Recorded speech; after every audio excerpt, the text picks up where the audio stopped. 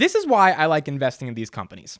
I don't know if this is going to affect the stock price, and frankly, I don't care if it affects the stock price. These types of news and partnerships are why I get excited about my investments, about why I see the potential in something, and I'm willing to pay for that potential, because how many times do you get to just sit back, throw in whatever amount of dollars you can throw in through some little brokerage app for free, and then the other guys go do all the hard, complicated work, and you just sit back, and 5 years later, you're rewarded in that for believing in what they were doing and really understanding what they were doing, which is what we're going to talk about today. We're going to understand and analyze why this is so important and why these deals are dropping on a day-to-day basis, week-to-week basis. They're just dropping more gems because this company is doing things. Palantir and Hyundai Heavy Industries will form a big data platform in a $25 million deal. Let's check out what this article is about. Okay, I've got my Bloomberg subscription, so we don't got to worry about any blockers to the article. $1.99, by the way, per month for the first 3 months. So after 3 months, we'll see if I still pay the $1.99. Anyway, Palantir Technologies plans to build a new big data platform in partnership with South Korea's Hyundai Heavy Industries Group. The move could position Palantir to boost its growing commercial outside the U.S., their commercial business. Hyundai Heavy will use Palantir's data analysis software to improve the way its affiliate groups operate in fields including shipbuilding, offshore engineering, and energy and industrial machinery processes, the companies announced Tuesday at the CES trade show. The multi-year deal is valued at more than $25 million, according to a person familiar with the arrangement. Now, this is the important part. Once the platform is built, the companies will create a joint venture to commercialize the new tools, a move that could help Palantir software gain traction with global industrial companies. Chief Operating Officer, our boy, Shyam Sankar, said the project represented a new model allowing customers to only pay for what they use and exercise more control over the process. Hyundai Heavy Industries is a shipbuilding company. So what they do is they have very complex supply chains. They have a lot of different moving parts. They have a lot of different people. They have a lot of exports and imports all across the world. They're based in South Korea, and they build ships and they build parts for ships, and then they ship them out to all these other countries. Obviously, every country uses ships. Armies use ships. Militaries use ships. There's a lot of big demand for ships in general. Now, this is incredibly important to understand because Palantir has a relationship with this company. Now, this is really important to understand because Palantir actually invested $20 million in the Hyundai Oil Bank company, and I did a video on that back on December 13th.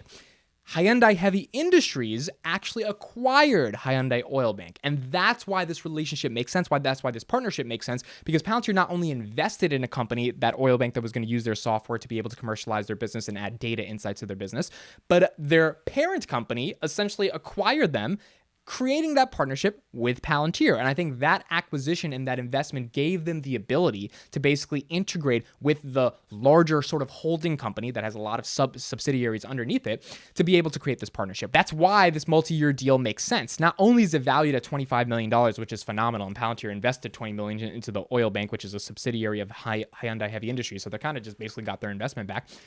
But there is a partnership with a global shipping company that acquired one of the companies that Palantir invested in because they saw the value of the data that Palantir was providing to that company as a client, and then they decided to integrate with that client. I mean, this was a deal that was probably executed over the past 5-6 months. There was probably a lot of negotiation back and forth, and the Palantir sales reps, they must feel amazing that they got this done because there were probably so many moving parts to this deal to actually secure this partnership and make it a legitimate reality, because this is a global manufacturing company, and to get them to change their entire platform to this new analytics platform that they're building with Palantir, it's pretty phenomenal. So what the article said is that they're going to use their data and analysis software to improve the way its affiliate groups operate in fields including shipbuilding, offshore engineering, and energy and industrial machinery processing.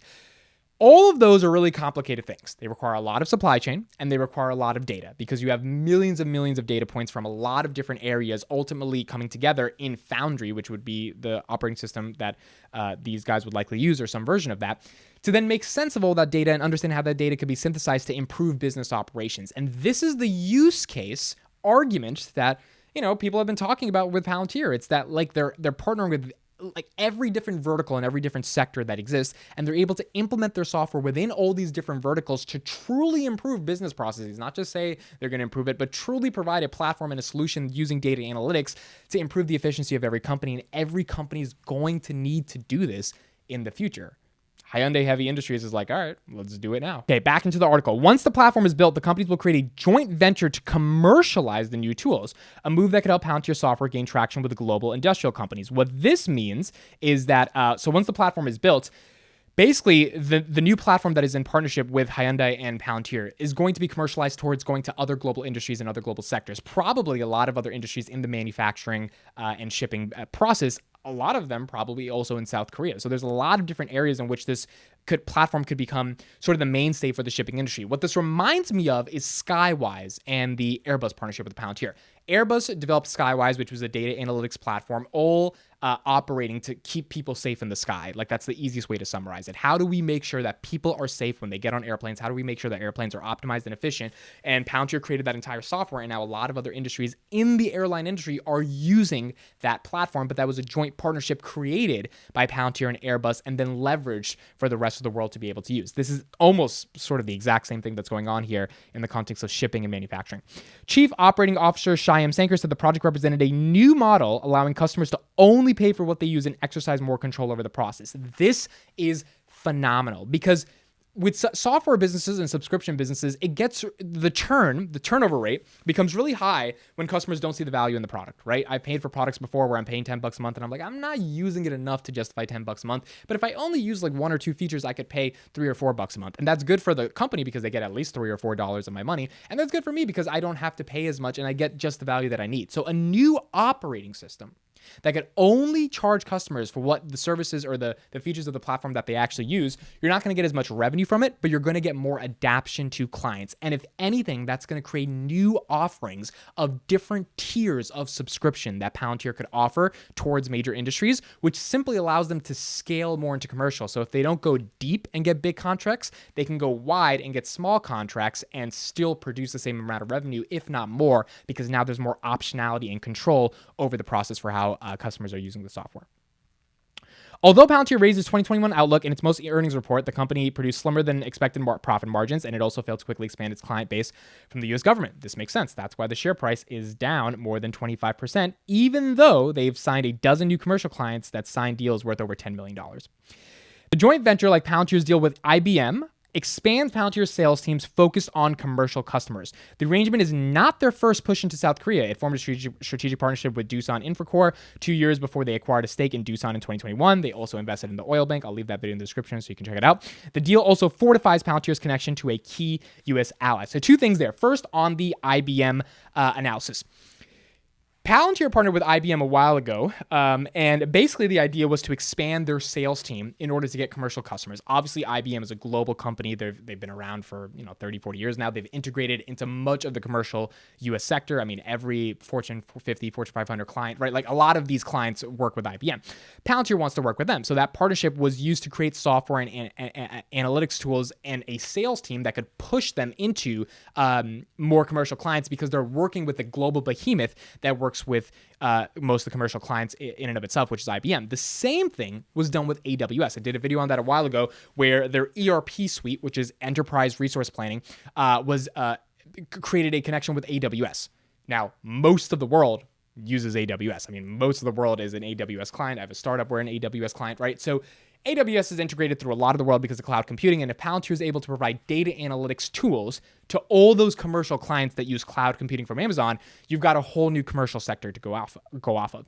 So this arrangement seems similar to that in that because it's a joint venture and it's not just like them paying them for a subscription, but rather it's a $25 million deal that Palantir gets a joint venture with this industrial behemoth that is a shipping company that is working on creating this new big data analytics platform, that is going to open them up to more commercial opportunities. Now, will they execute on these commercial opportunities? I don't know, We're going to have to see what happens. But nonetheless, it's very promising, right? They're trying to find new and innovative ways outside of just buying YouTube and LinkedIn ads, which they're doing a lot of, to really get their name out there and create business development relationships. And ultimately, this is corporate biz dev on steroids, right? Corporate biz dev is when you create strategic alliances and partnerships with other companies in your niche in order to expand the value and the mutual beneficial value that you get out of the partnership and that the company that you're partnering also gets out of the partnership.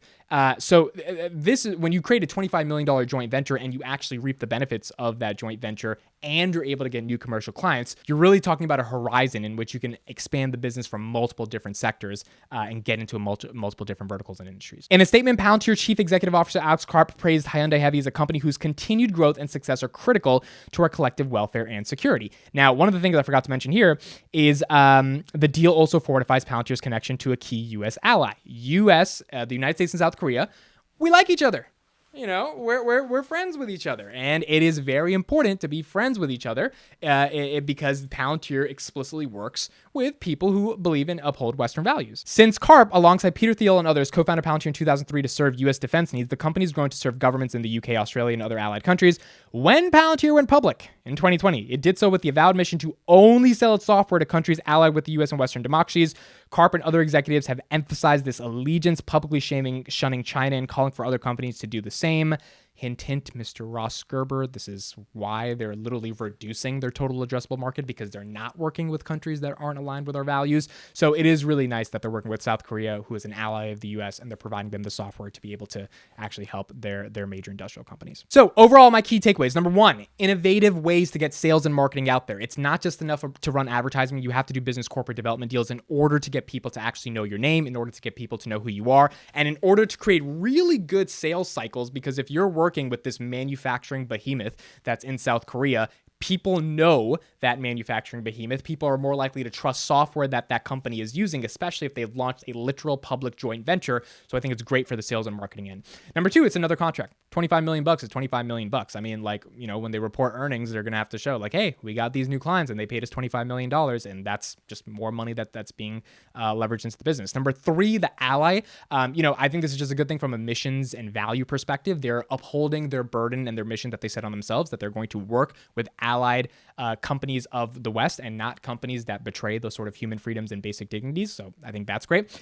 And number four is that this is a joint venture that, again, reminds me something similar to what they did with Skywise and Airbus. And the reason that's important is because if they're creating joint ventures with really big companies to create new paradigms. What is a paradigm? A paradigm is how you value something. A paradigm is how you understand different values within a system. So your paradigm on life influences the way you act in life.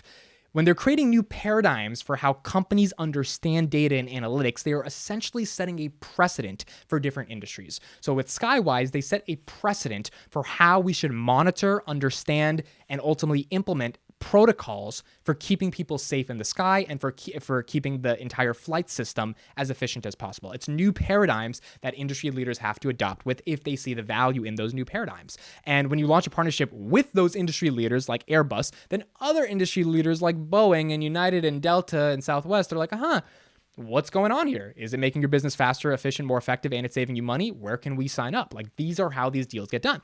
So because this is not just a subscription and this is a joint venture, it makes me really excited about the deal, because my question is, okay, how many other industrial giants exist in South Korea and throughout the world that are going to be able to leverage this new data analytics platform that is going to be open within Palantir and Hyundai, that is ultimately going to allow other shipping companies and other companies that use heavy manufactural and industrial processes to be able to benefit off this new software that they're creating and leverage this platform. To me, we don't know what's going to happen, but if the potential of that is big and there is real serious money to be able to create this, like $25 million, then to me that sounds like a pretty good deal. And you're ultimately betting on the potential of these deals. When you're betting on a high growth tech stock, it's all about betting on what can they do, what are they saying, and are they executing against what they're saying in the future, right? These $25 million, it's great, but it doesn't mean much in the grand scheme of things. The joint partnership that's creating an entire new paradigm of values for how companies think about data, that's what matters 5-6 years from now, because that's going to unleash billions of dollars of potential revenue